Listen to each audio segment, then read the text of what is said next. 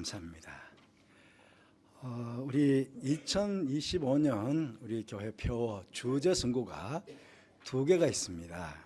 지난 주일에는 구약의 선고인 에스겔 37장 14절 말씀으로 생명의 영이신 성령님과 함께라는 제목으로 여러분께 말씀을 나누었습니다. 오늘은 신약의 선고인 사도행전 9장 31절 말씀 그만 우리가 봉독해 드렸는데요. 불의 영이신 성령과 함께라는 제목으로 여러분과 함께 말씀을 나누려고 합니다. 지난주에도 말씀을 드렸지만 이 부흥의 주체는 하나님이십니다. 하나님께서 하나님의 영이신 성령님을 우리 안에 부어주셔서 우리를 살려주시고 그리고 이 땅 가운데서 하나님 나라를 세워가는 그 부흥의 현장에 우리로 하여금 그렇게 동참케 하시는 것입니다. 우리로 이 부흥의 현장에 동참케 하시는 하나님의 영이신 성령님께서는 불과 같은 성령입니다 하는 사실도 우리는 잘 알고 있습니다.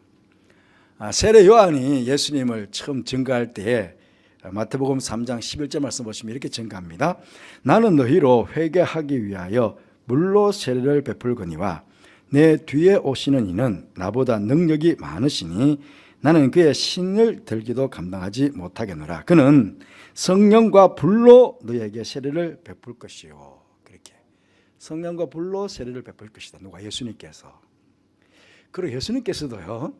누가복음 12장 49절 말씀 보시면 내가 불을 땅에 던지러 왔노니 이 불이 이미 붙었으면 내가 무엇을 원하리요? 불을 던지러 오셨는데 그런데 아직 심령에 불이 붙지 못했던 제자들 또 그 당시 유대 백성들에 대해서 사실은 아쉬워하는 모습이거든요. 내가 불을 던지러 왔지만 이미 불이 붙어 있다면 내가 뭘 할 수 있겠느냐. 근데 불이 안 붙어 있으니까 주님께서 답답함을 말씀하신 것이죠. 부활하신 후에 예수님께서 처음 제자들을 찾아가셔서 하신 말씀도 요한복음 20장 20절 말씀 보시면 이 말씀을 하시고 그들 향하여 숨을 내쉬며 이르시되 성령을 받으라. 부활하신 예수님께서 제일 먼저 제자들을 찾아오셔가지고 성령을 받으라 그렇게 말씀하셨습니다. 이렇듯 예수님께서는 우리가 불과 같은 성령을 받기를 원하셨고 또 예수님의 이 말씀에 순종하여 성령을 받기까지 오로지 기도의 힘을 쏟았던 120명의 성도들에게 오순절에 성령을 보내주셨습니다. 그 성령님이 임하심이 사도행전 2장에 잘 나타나 있습니다. 2장 3절 말씀 보시면 마치 불의 혀처럼 갈라지는 것들이 그들에게 보여 각 사람 위에 하나씩 임하여 있더니 그렇게 성령이 임하실 때의 어떤 형상적인 모습을 우리에게 이렇게 보여주고 증거해주고 있습니다. 이번 우리 현수막 보면 이 표가 있잖아요. 그 위에 디자인이 있습니다. 디자인의 붉은 부분이 위로부터 내리시는 성령의 불을 상징합니다. 횃불처럼 되어 있잖아요. 그러니까 성령의 불을 상징하고 그 다음에 보랏빛이 있죠. 이렇게 십자가로 싹 오르는 것은 성령의 조명, 성령의 빛, 성령의 조명을 의미합니다. 밑에 파란색도 있죠. 파란색은 성령께서 임하실 때 금방 제가 3절만 읽었지만 조금 전 후에 2절을 또 읽겠습니다. 급하고 강한 바람 같은 성령께서 임하셨어요. 그래서 바람으로 임하신 성령님을 상징합니다. 이걸 보시면서 성령의 불, 성령의 조명, 성령의 바람 그렇게 기억하시면 되겠습니다. 여러분 우리는 불같은 성령님을 받아야 합니다. 이 성령의 불은 우리를 깨끗하게 하시고 정결하게 하십니다. 그렇잖아요. 불은 모든 것을 태웁니다. 쓰레기 같은 모든 더러운 것들을 다 태워버립니다. 예사야 선지자가 처음 하나님께 부름을 받을 때에 자신은 입술이 부정한 입술을 가지고 있다고 그렇게 고백했습니다. 그 하나님께서 어떻게 하셨습니까? 제단 숯불로 그 부정한 입술을 정결하게 해 주셨습니다. 마치 용광로가 금광석에 있는 그 불순물들을 모두 태워서 그 금광석을 완전히 증거으로 만들어내듯이 성령의 불은 그와 같습니다. 우리 속에 있는 부정적이고 불신앙적인 모든 것들을 태우셔서 우리로 하여금 온전하게 거룩하게 그렇게 하나님의 삶으로 만드시는 것입니다. 이 놀라운 그러니까 은혜의 불이 되는 것이죠. 또한 이 성령의 불은 우리의 심령을 뜨겁게 하십니다. 사실 이 뜨거움은요 열정으로 나타나게 됩니다. 성령의 불을 받아 뜨거운 사람은 무엇을 하든지 열정적으로 합니다. 이 열정은 양은 냄비처럼 곧쉿 달았다가 식어지는 그런 열정이 아닙니다. 오랫동안 지속되는 그런 열정이지요. 그리고 불은 에너지로 변하면 강력한 힘이 됩니다. 열정인 열정을 가진 사람에게 이 성령의 힘과 능력이 더해지면 하나님께서 부흥을 이루어 가시는 그 현장에 가장 열정적으로 이 사람들이 참여하게 되는 것입니다. 이 헨드루 모레이라는 목사님이 계시는데 이런 이야기 했습니다. 성령을 받지 않고서는 개인적으로나 교회적으로 하나님이 원하시는 일을 할 수 없다. 하나님께서 원하시는 일을 하기 위해서는 성령을 받아야 된다. 그런 말씀이죠. 이 성령을 받을 때 그 현상 제가 조금 전에 3절만 읽었는데요. 2절 3절 다시 한번 보면요. 호련히 하늘로부터 급하고 강한 바람 같은 소리가 있어 그들이 앉은 온 집에 가득하며 마치 불의 혀처럼 갈라지는 것들이 그들에게 보여 각 사람 위에 하나씩 임하여 있더니 그렇게 성령께서 강력하게 임하시는 현상들을 보여주고 있습니다. 이게 성령 받을 때 뭐가 보입니까? 저들의 귀가 열리죠. 바람 같은 소리, 성령의 소리를 듣게 되는 거예요. 영적인 귀가 열려지는 것입니다.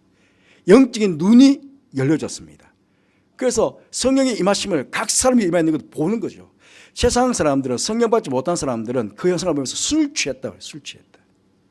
모르니까 술 취했다고 그러는데 그런데 성령을 받게 되니까 성령의 소리를 듣고 성령의 임하심을 보게 되고 이제 성령께서 하시는 말을 하게 되는 겁니다. 여기 보시면 저는 성령의 특별히 혀에 좀 혀예요.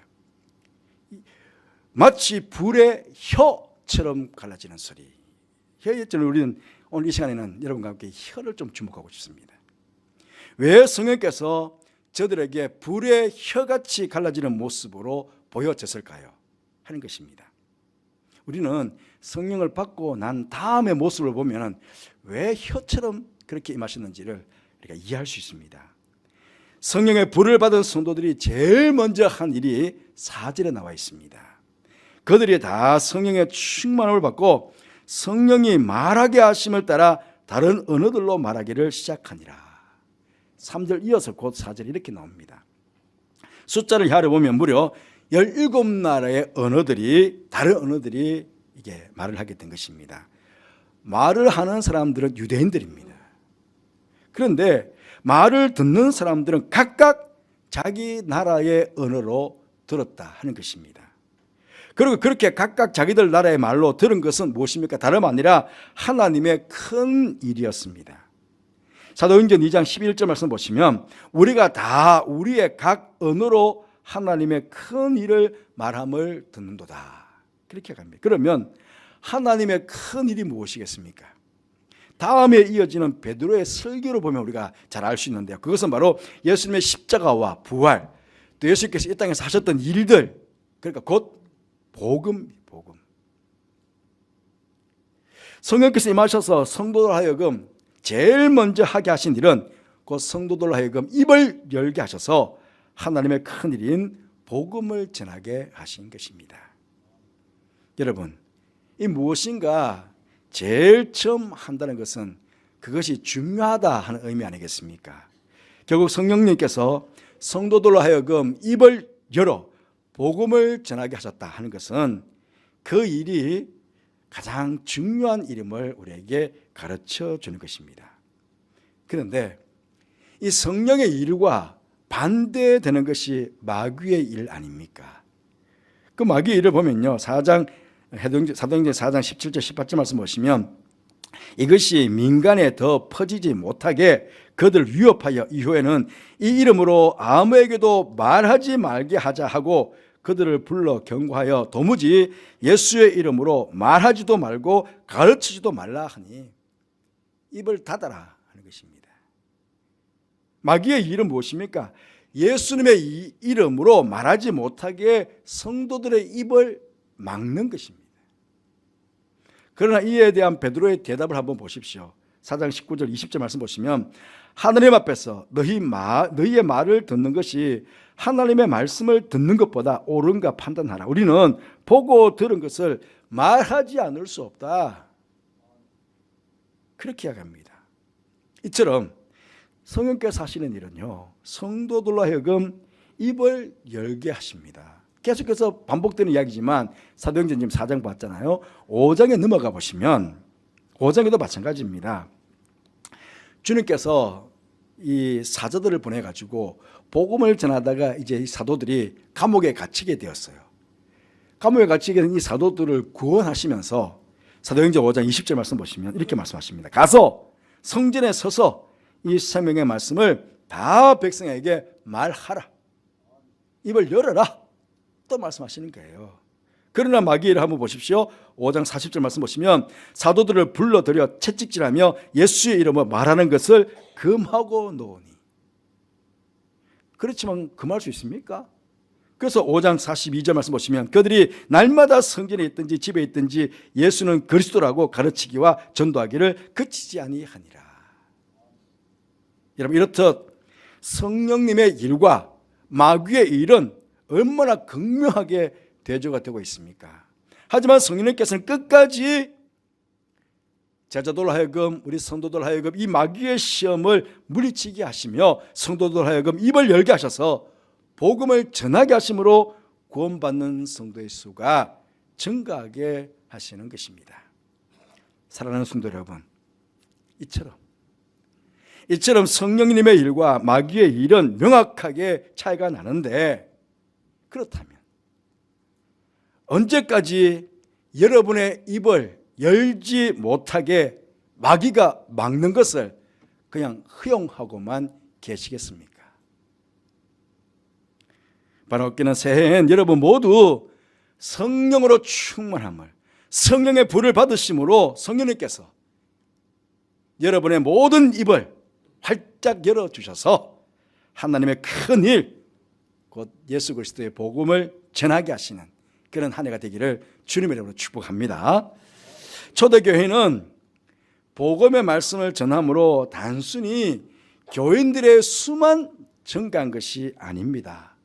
오늘 말씀 계속 보시면 그리하여 온 유대와 갈릴리와 사마리아 교회가 평안하여 든든히 서갔다고 이야기합니다. 여기 교회가 평안하여, 이게 교회가 평안했다 하는 것은요, 원어적인 의미는 교회들이 평화의 때를 즐겼다 하는 그런 의미입니다. 평화의 때를 즐겼다. 복음을 전하니까 박해가 없어졌기 때문이 아닙니다. 핍박이 일시적으로 중단된 것도 아닙니다. 계속 핍박과 어려움은 있었지만 그런 가운데 교회는 평화의 때를 즐겼다 하는 것입니다. 아니, 어떻게 이런 일이 있을 수 있겠습니까? 외부적으로는 박해가 있었지만 교회 내부적으로는 성령의 불을 받은 성도들이 공동체로 함께 모여서 서로 위로하고 격려하며 사랑을 나누다 보니까 세상에 줄 수 없는 그런 참 평안함을 교회 공동체 안에 성도들이 함께 누리게 되었다는 그런 말씀입니다. 지금도 마찬가지 아니겠습니까? 위로부터 성령의 불을 받게 되면 성도들은 열정적으로 복음을 전하게 됩니다. 그러면 성도들의 수가 늘어나게 됩니다. 동시에 교회 공동체는요, 성령 충만하여 복음을 전한 기쁨으로 충만한 성도들의 모임 아닙니까? 공동체. 그러니 이 공동체를 이루다 보니까 서로 위로하고 서로 격려하는 공동체가 되다 보니까 그 공동체는 평안함과 즐거움을 누리게 되는 것입니다. 모두 기뻐하고 왔어. 복음을 전하는 것이 너무 기뻐서 와서 함께 서로 공동체를 이루다 보니까 그 기쁨이 흘러가는 거예요. 서로 위로하고 서로 격려하고 서로 사랑하고, 그러니까 그 교회 공동체가 평안할 수밖에 없는 것입니다.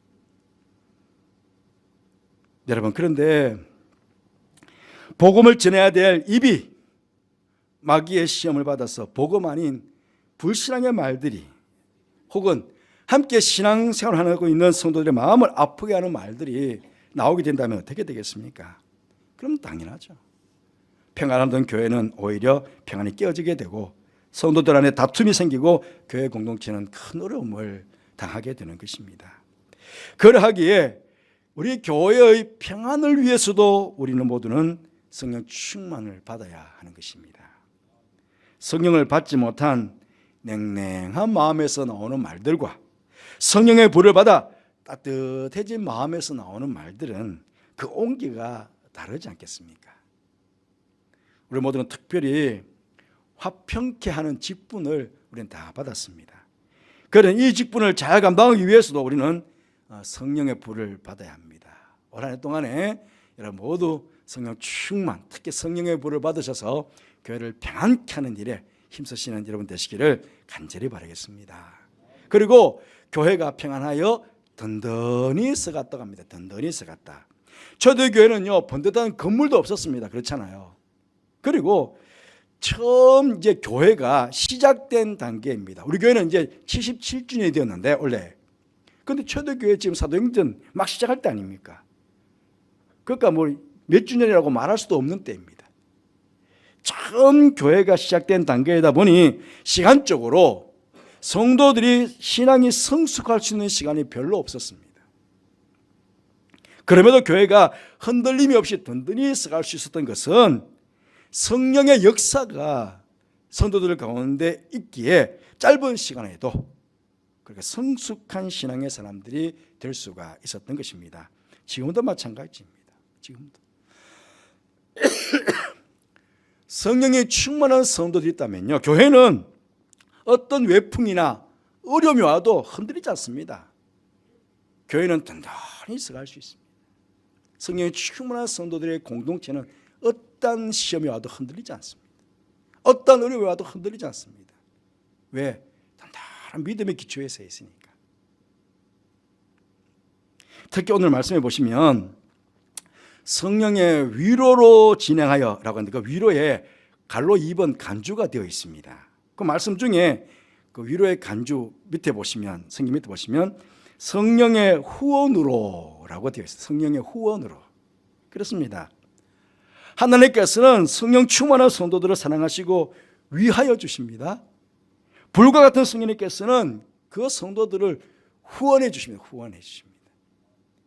교회를 후원해 주시고 성도들을 후원해 주십니다. 아니, 성령님께서 후원해 주시니까, 그러니까 더욱 초대교회는 평안하여 든든히 서갈 수 있었고 부흥할 수 있었던 것입니다. 여러분, 우리 잘 알잖아요. 초대교회 부흥 그 시작은 바로 기도에 있었습니다. 불같은 성령을 받을 수 있는 방법을 초대교회 성도들이 우리에게 잘 가르쳐주고 있는 것이죠. 사도행 1장 14절 말씀 보니까 주님께 말씀을 받았던 그 제자들과 사람들이 마음을 같이하여 오로지 기도에 힘쓰더라 라고 합니다. 예수님께서도 그러셨죠. 구하고 찾고 두드려라, 그렇게 말씀하시면서 누가복음 11장 13절 말씀에 너희가 악할지라도 좋은 것을 자식에게 줄 줄 알거든 하물며 너희 하나님께서 구하는 자에게 성령을 주시지 않겠느냐, 그렇게 말씀하셨습니다. 올 한 해 우리 모두 기도에 최선을 다함으로 불같은 성령을 받고 성령님과 함께 초대교회처럼 부흥의 역사를 이루어가는 우리 교회, 우리 성도들 되시기를 주님 이름으로 축복합니다. 우리 함께 찬양하고 결단하기도 하십시다.